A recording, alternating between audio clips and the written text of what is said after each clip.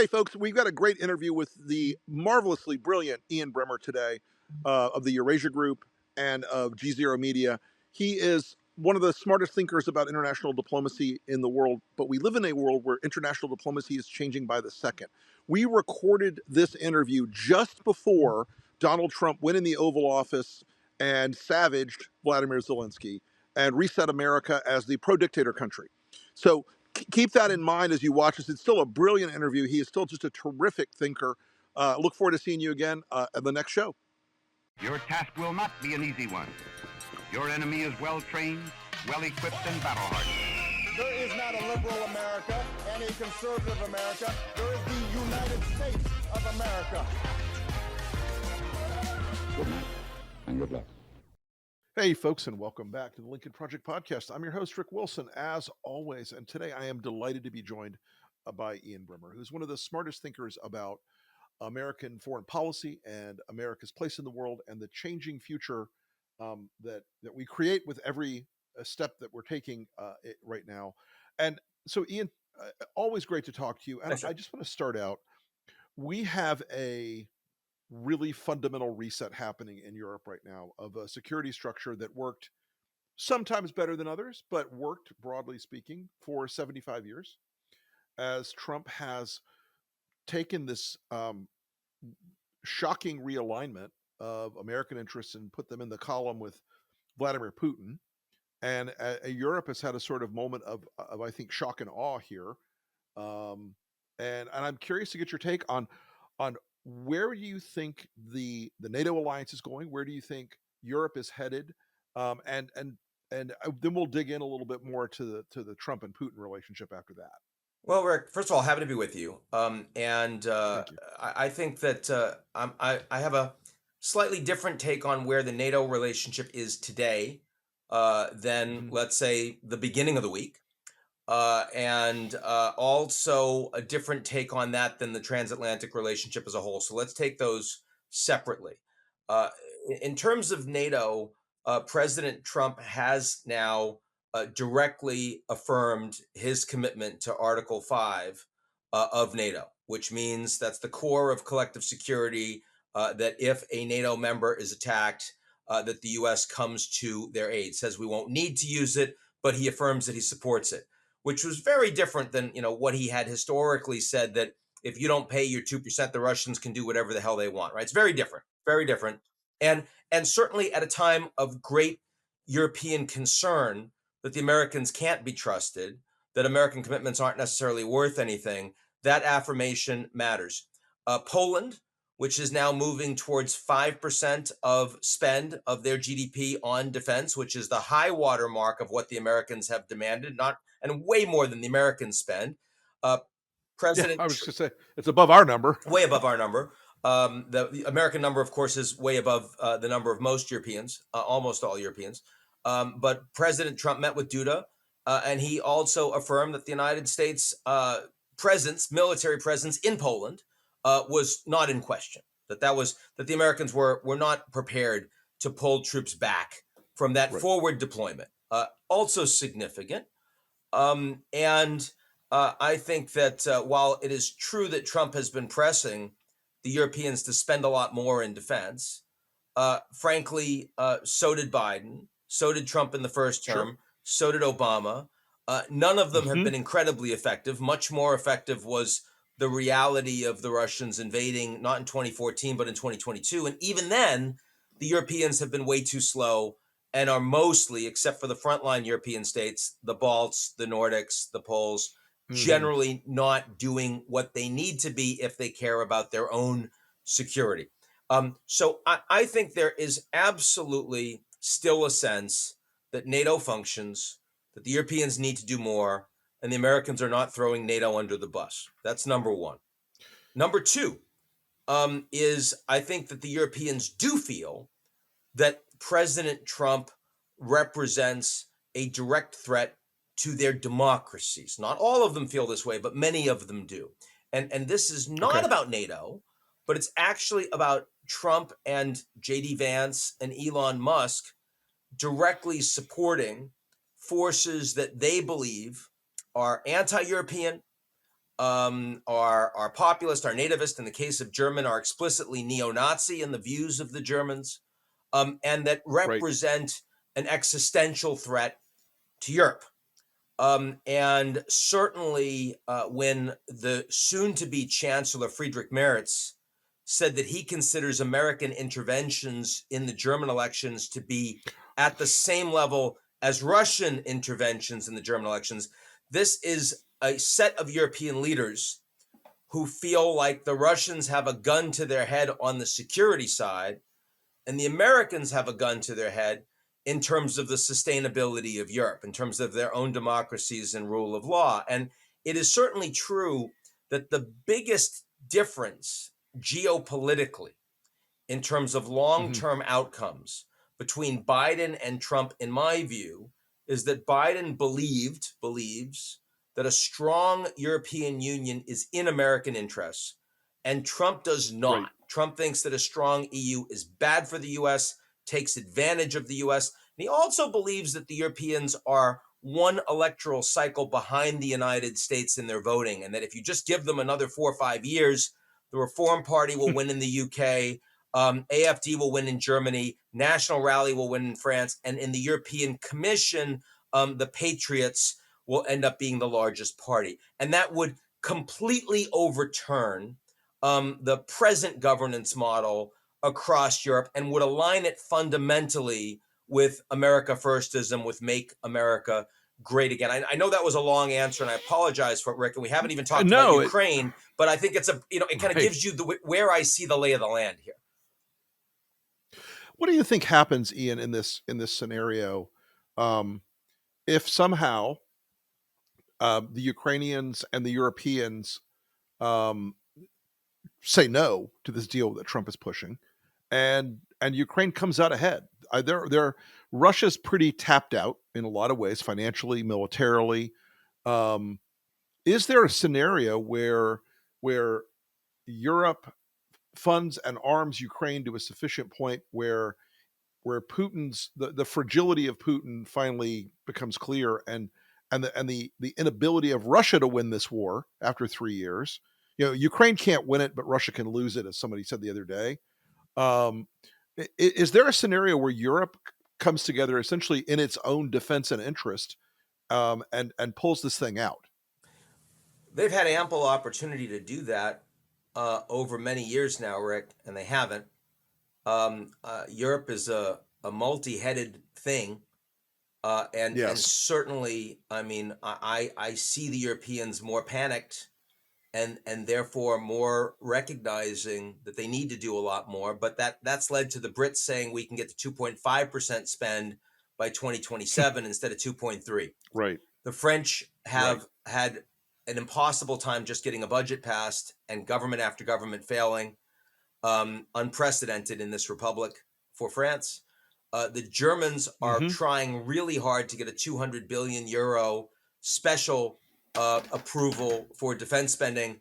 But the reason they're doing that now, before the new government comes together, is because their grand coalition that will be in place, a two-party coalition, will face Hmm. a blocking minority from the far left Der Linke and far right AFD that will prevent them AFD. from reforming the debt brake.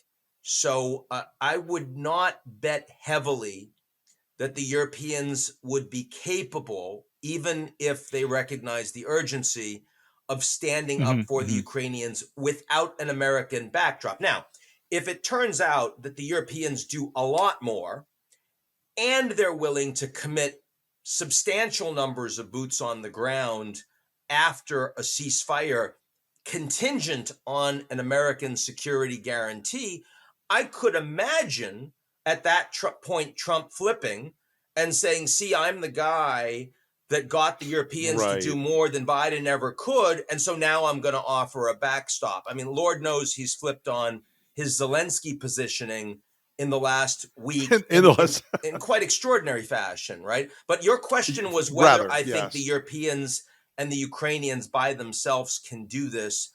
And sadly, I would bet very little on that, even though the Ukrainians have Okay. been extraordinarily courageous in fighting for their own land. And Russia's not fighting for their own land, right? Russia's fighting with much Right. poorer morale but with a much more capable military industrial complex, and of course a much larger economy, and a willingness to force their people to suffer unconscionable loads. I mean, you over 800,000 injured, Yeah. over 100,000 dead, and Putin's not facing any domestic pressure whatsoever. And we need to recognize Right. that not being a democracy does have its advantages in that specific way. It's kind of a superpower for them to ignore the destruction they're causing their own That's right. people. That's right. I think that's exactly right. Uh, uh, Russia's economy is an absolute basket case by most assessments, and I'm curious if you think that Putin's willingness and desire to manipulate Trump, I think, is pretty well established. Is part of this also for Putin that there's an economic clock where they can't pull off trickery after a certain point on this, that there is a limit to how much they can spend? Because I know that the ruble is subject to the Russian government's whim as to what it's worth. But I'm just curious if you think that there's a fragility there economically that Putin is facing that could either force his hand to withdraw or settle, or eventually push him from office. Push him from office? Absolutely not. I mean, you'll Hmm. remember when Yevgeny Prigozhin had his mutiny against Moscow, which was by far the biggest existential threat that Putin has ever faced, and deeply embarrassing for him domestically. Sure. And yet there was not a single oligarch, not one general, not one minister that flipped against Putin at that period of distress. And it's Right. not like there's any meaningful political opposition domestically. He fully controls media and even social media to a great degree. Sure. I think that there's not a domestic political threat to him. No, not at all. But economically, look, I mean, clearly the Americans and the Europeans believed that the unprecedented level of sanctions, including freezing over $300 billion of Russian sovereign assets, was going to put a lot more pressure on the Russians. It didn't. Instead, it was the military support that was provided that made the difference on the ground for Ukraine. And in retrospect, NATO should have leaned more heavily into that military support and counted less on the ability to break the Russian economy. Let's keep in mind, Rick, that so much of what Russia produces and exports is stuff that's actually necessary for the global economy, and that the Americans are unwilling to cut off. I mean, their oil export, right, which is, yes, being bought at a discount by the Chinese and the Indians, and they're both very happy to do so, but those imports of those countries have gone way up, supplanting what the Europeans were taking. The Russians aren't exporting as much gas, and they're having to flare a bunch of it because they don't have the infrastructure for that, though they're trying to build it. But uranium is still being exported, all these precious metals, a lot of timber. I mean, it's not as if Russia was ever, post-Soviet times, the human capital center of the world. It was all about the stuff that we all need. And our revealed preference is that we're not willing to take the kind of hits on our economy and on the global economy that would really bring the Russians to their knees. And so as long as that remains true for the Americans, the Europeans, and others, I think the idea that we can force the Russians militarily to cry uncle is just not there. And certainly, I think the Russians are much more capable of continuing to fight at this point than the Ukrainians are. And the fact that the Americans have taken a lot of the certainty. Remember, it was Biden that said, as long as it takes whatever it takes. Turned out that was good for less than a year.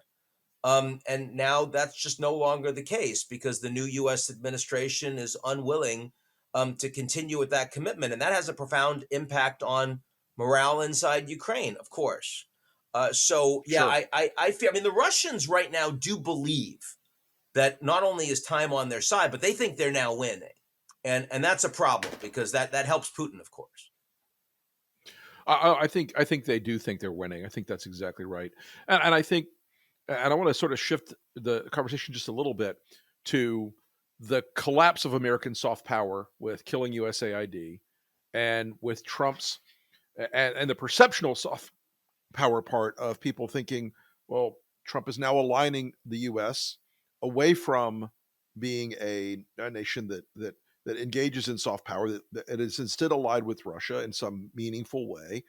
Um, China has to be delighted about this in terms of their presence in Africa, their presence in other countries, expanding their influence around the world, as we've just walked away from decades of investment in saving lives, and the net positive benefits we've accrued from that as a country. China has to be, I mean, Russia can't really fill that gap in Africa. China, however, can. Yeah, They must be delighted by the shutdown of AID. they are. And they're delighted at the Americans, aligning with the Russians and North Koreans and Belarus and Iran in taking away territorial integrity at the UN. They feel like the Americans are really shooting themselves in the foot long term by taking away soft power. Now, it's not all roses for China. Their economy is doing a Sure. little better than it was 6 months ago, but it's still the worst Mhm. economy they've had since the 90s. The only thing Right. that's really working is dumping massive amounts of manufacturing for export at low cost, which they're getting pushback on from all over the world. The US economy is performing far better. Right. And while Trump is threatening 25% tariffs against Canada and Mexico, he kicked the can on Right. that. He hit the Chinese with 10. He's now about to hit the Chinese with another 10. He's hitting them with additional, transit fees on ships. He's going to put Right. more export controls on technology. I mean, right now, the world's most powerful economy is taking some pretty significant whacks at China. So in the near term, the Chinese are deeply concerned about how they're going to be able to respond and deal with a much more aggressive, mercantilist, and industrial policy driven US. But long term, if the US is going to completely end the vast majority of its USAID programs, Right. and the US had historically been providing 40% of the world's humanitarian aid, I fully accept that some of those programs would never have been supported by US taxpayers, and were Sure. overly woke and progressive. And I blame the Democrats for allowing that to persist because it's a vulnerability that's now being exposed. But the fact is that the Correct. vast majority of those programs actually extended US soft power globally. You don't shut down Mhm. PEPFAR in Africa to fight AIDS. That's not a woke Crazy. program. That is actually doing No. God's work for the United States internationally. It's one of the very few things that makes the global South feel like the Americans are a force for good. And there are a lot of things that make the Right. Americans feel like a force for not so good historically, like Afghanistan and Iraq, and in the view of the global South, Mhm. Gaza, and a whole bunch of other issues. So America ripping that up. I mean, the Chinese understand they're not super into soft power, but they get that it's an advantage for the Americans, and that's made them start to do more. They are the one country that Sure. is situated to take advantage of the United States pulling out of the global South. There's no question. I mean, you mentioned PEPFAR, of course, which is to my mind the greatest single thing George W. Bush ever did in his life Absolutely. was PEPFAR. Yep. It is universally admired around the world, but we're also stopping malaria Yep. programs. Yep. We're also stopping tuberculosis monitoring. The Elon Musk told a whopper in the cabinet room the other day when he said, "Oh, we restored all the Ebola Ebola monitoring funding," and turns out it was only about 10% of it got restored. USAID, one of the things we accidentally canceled very briefly was Ebola, Ebola prevention. I think we all want Ebola prevention. So all Republicans are these things that we really use. angry, by the way, in Senate. I'm sure you've heard this specifically Oh, at I Marco have. Rubio, because they feel Yep. like they had good conversations with him in both before Munich Security Conference, at Munich Security Yep. Conference, that he has gone radio silent over the past few days, that he has made made promises to them that he has not followed up on. And this is a guy that was quite well respected among Democrats and Republicans in Senate that has lost an immense amount of credibility. And I think you're going to see people that are angry in his own party that are going to come out publicly about this. I really do. Maybe I'm wrong, but I at this point I expect it. Well, I will tell you, I heard the other day from a Senate source that Lindsey Graham and Marco had an extraordinarily ugly, loud phone call recently, and Rubio essentially shrugged it off and said, "I can't control what those guys do, the Doge guys who control all the money," and that was it. And Lindsey's point, what I am told, was, "You're the fourth in line to succession to the president. You're the Secretary of State. Make it, make a deal out of it. Make a stink out of it. You're losing our ability to do good in the world and to protect ourselves from a whole." I mean, look, I think you're right. Rubio squandered that respect he had because he, as a person on the Intelligence Committee, was a serious person. Yes. I've known Marco a long time. He was a serious person on that committee. And right now he comes across as an unserious person. And I think, I think his inaction or his unwillingness to speak publicly about it has weakened the country. Well, this is a big difference between the first Trump term and the second Trump term, is that the level of consolidation of power, the loyalty that Trump has, the unwillingness of top advisors to privately push back against Trump. I mean, that is clearly radically different in 2025 than it was in 2017. And I think that USAID is a very public way, though not a way that matters to the average American voter, but nonetheless, a way that will be experienced by Americans all over the world in 5 and 10 and perhaps generations of years to come. And I think a really terrible disservice to the values of a country that, I think we should still be leaning into. Yeah, and I think those values are probably still retained by the majority of the American people, but the enough of a loud minority has the high ground right now politically on that. And as you pointed out, yes, should USAID have been funding Chilean drag performances? No, it should not have. But should you throw out 90% of all of that aid spending for 0.0001% of the budget? Absolutely not. I wanted to ask you, as the global economy has sort of fought with inflation for the last few years, and we can't quite stamp it out, it seems. If Trump continues with this tariff idea, I mean, I think one of the incorrect conceits of a lot of the MAGA folks is that the U.S. is the only actor on the tariff stage, and there aren't multiple counterparts who can do things with tariffs on their own. What happens to inflation in the global economy if we get into a tariff war that doesn't just include the Trump little tit for tat symbolic moves, but starts getting into big, meaningful, hard numbers? What happens to the global economy and what happens to inflation? Well, I mean, the U.S. is the strongest economy in the world, in addition to being the largest economy. It is occupying the commanding heights of artificial intelligence, but not of transition energy, which is China, and they have a major lead on that. The global economy functions better at the high level. It's more efficient. There's greater growth if you have less friction. And certainly multinational corporations and a lot of Trump's globalist donors are angry with Trump for leaning into tariffs. So there are differences inside his own base, if you will, support base, financial versus voter, on this issue. I think there are a lot of people that believe, if you look at American distribution of wealth over the past 40 years, that there's been a lot of free trade. There's been extraordinary American growth, but the average American worker and the average American middle class member has not benefited from that.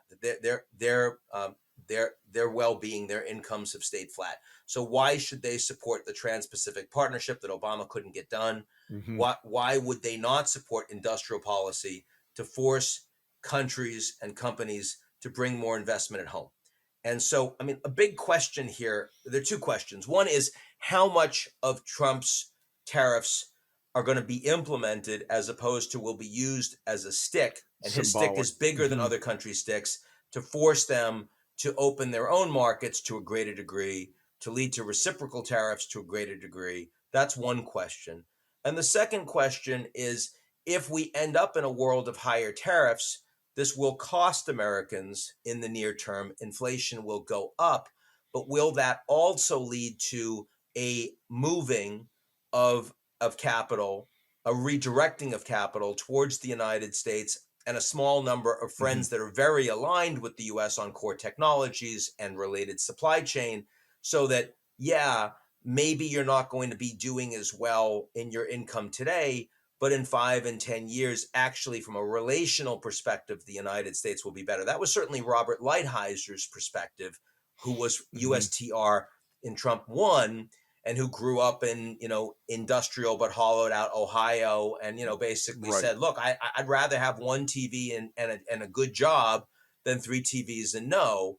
And there is some of that. Now, of course, the problem with that argument is, number one, American presidents only last for 4 years, and foreign policy is all over the map. So the US doesn't have long-term Right. credibility to follow through. So, Biden does Inflation Reduction Act, and then Trump unwinds a bunch of it, and you don't get the benefits long-term than if you were, China driving a 10, a 20, a 30-year industrial policy with the weight of the Communist Party behind you and no checks and balances. And believe me, Trump would much rather have that kind of a system for him. He ain't going to get it. So that's one challenge. And a second challenge is that the United States is the strongest economy, but doesn't call all of the shots. And the Europeans are very weak on security, but the Europeans are actually quite cohesive when it comes to trade. And so they can hit back, and you will have to lead to compromise, and you will eventually get compromise. And if you don't, then they will hedge more towards the Chinese, as will much of the global South. So ultimately, you'll have a more multipolar world economically, even as you have a unipolar world still from a security perspective. So I suspect that a lot of what Trump is doing, even if it is aspirationally making sense for the average American, they won't be able to implement and execute well on long term. Right. I mean, and I think you really pointed out something important.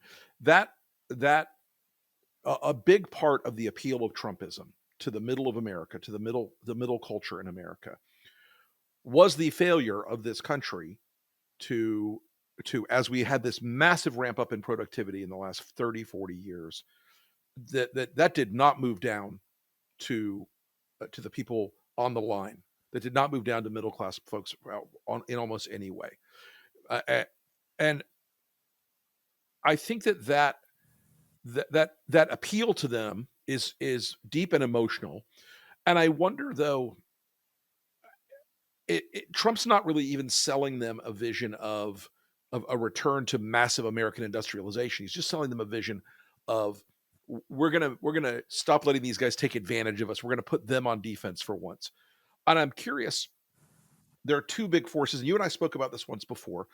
I don't know how the American middle class and the a lot of the upper middle class in this country is prepared for AI look, I'm not one of the, like, oh my God, the singularity is coming, we're all going to be uploaded into the matrix. I'm not that guy. But I do think the fundamentals of, like, the knowledge economy are going to alter so rapidly, and trade policy is not going to fix that. And I don't even think industrial policy is going to fix that. What happens when America has this big middle class of people who do things that are amenable to being shifted to AI? We're already seeing it happening. But I mean, in 10 years, you're not going to have actuaries, you're not going to have coders as we have them today, and you're not going to have, accountants and lawyers at the same level we do, because it's all going to be done faster and cheaper in silico. What do you think, as a country, what should we be doing in this space? Well, we shouldn't be shying away from AI just because we're God, scared no. of the advances. And again, we are so far ahead. And I mean, I completely mistrust Elon in having access to the data of American citizens. I don't feel that there are adequate checks and balances on him or oversight. No. And I don't like his conflict of interest writ large that he represents for the U.S. government. But I fully think that bringing AI and the top AI minds in the world into the U.S. government to increase efficiency is going to lead to 100%. productivity gains for the U.S. government that the Europeans will not remotely be able to execute on, or the Japanese, for example. Right. So, I mean, if you ask me, do I think the US will be able to do far more with less as a government in public service by bringing in AI? Yes. And God bless that process happening. But of course, the problem with the United States historically is you drive far more efficiency and growth than you do in Europe or in Japan, but you don't redistribute any of it. And so you create massive inequalities. And what you're saying about AI is not much different than what we were saying about robotics over the last 20 Sure. years. The difference, of course, is that this is much more transformational, much faster. Now, the thing that makes me more optimistic about AI, and this is a little perverse, is that you're not really talking about putting working class people out to pasture. You're talking about white collar jobs. You said Yes. actuaries, lawyers, accountants, coders. I mean, these are pretty good jobs. And these are pretty good jobs, not just for adults, but for the kids of those adults. These are people Oh, that are in the yes. top 10% of earners. They have access to political power. They donate. And if you piss off the top 10% of Americans, that's how you get political change or a revolution. It's not pissing off the working class. It's the people Correct. that were elites that suddenly aren't elites anymore, right? I mean, go through history and look at when you see really social change. That's where you get it. And so I suspect that the American political system will respond more dramatically and directly to that. Remember, America's a very pay-for-play economic and political system, for good and frequently for bad, in a way that you can put a whole bunch of working class people out of work by doing NAFTA or by doing robotics, and you never get a conversation on universal basic income. You never fix the fentanyl problem because people don't care about the well-being of the poor average Americans, like my mom, or my dad. Nobody cared about them. So that doesn't get fixed. So maybe the Americans are actually better positioned to respond to the AI problem. It is to my mind, it is going to be the most fascinating redefinition of our political economy and our broader economy, and I spend a strange amount of time, I feel like, thinking about it and pondering it. It is changing at I mean, both the amplitude and the frequency of the improvements in AI are going up in it so rapidly that it does touch that sort of Ray Kurzweilian logarithmic improvement curve. Yeah. I don't know if it's quite as dramatic as Ray described it, but I do think we are completely unready for it as a country. The thing that worries me the most is not actually the job losses, given what I just said. I'm really worried about two other things. First, I'm worried that we are entering into an AI arms race with the Chinese, and with no ability for dialogue on it. And we did that with the Soviets on nukes, and we kept going until 1962 when we almost blew each other up. And then we started the hotline. Then we started the conversation. I'm worried that come to Jesus moment with the Chinese is going to be much faster. Neither of us are prepared for it. So that's number one. And the second thing I'm worried about is that these new models that we're going to be rolling out, where AI will be training on our individual data, we're going to be creating these agents that will know us better and will respond to us more compellingly than a member of our own family, than our doctor, than our teacher, than a friend, than a lover, than anything. Than our spouses. And that when that happens, we are going to be programmed by these AI agents much more effectively and quickly than we are programming them. And that, I think, is very, very challenging. If you look at already how algorithmic learning undermines democracy, civil society, civic engagement, and then you think of what that's going to mean with AI, I worry that democracy may not be compatible with that kind of AI revolution. That community, as we know it, may not be compatible with it. I worry a lot about that, Rick. I agree. Well, Ian, thank you so much for coming on the show today. Folks, you can find Ian's work at the Eurasia Group, at GZERO World. You Ian, anywhere else people can find your writings and communication on social media, etc.? Yeah, GZERO Media, GZERO Media .com is a great place to find all of our public facing stuff. And of course, you can follow me on, sort of your X, All Facebook, the LinkedIn, and the usuals. rest. Just like Rick. Just like Rick. Yep. Just like me. Yeah. There we go. Right. Well, Ian, thank you again. You were brilliant as always, my friend. And we will talk to you again very soon. Good talking to you, Rick. Take it easy.